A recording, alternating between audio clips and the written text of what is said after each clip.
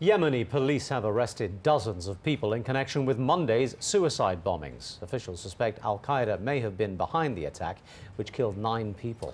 To help the search, President Ali Abdullah Saleh is offering a $75,000 reward for information. Yemen has been working with the United States on counter-terrorism since the September 11th attacks, as Lauren Taylor reports now from Sana'a.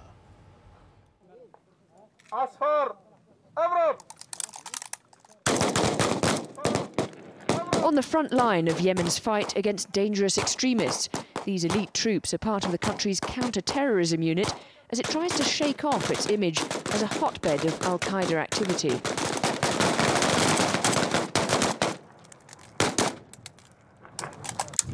This training ground for the counter-terrorism unit is only about a half-an-hour drive outside the capital, Sana'a. But as you can see, it's incredibly remote, rocky territory, exactly the kind of terrain that suspected militants can disappear into quite easily. And the government hopes that these elite troops will be able to track them down. The unit regularly receives training from the Americans. It was formed after the events of 9/11, when the Yemeni government chose to ally itself to the so-called war on terror. And it works closely with other security agencies in the country. It all depends on the information we receive. If there is confirmation of a potential terrorist attack, other units investigate this, and then we are called upon to deal with it if necessary. And take a look at this. It looks mad, but we were told it was part of regular training, a live target to avoid this time as they try to prove their shooting prowess and determination. Among those thereafter, convicted members of al-Qaeda who've been on the run since escaping from prison in Yemen last year. It's believed one of them may have been responsible for this terrible scene of devastation on Monday. 7 Spanish tourists and 2 Yemeni drivers killed in a suicide car bombing.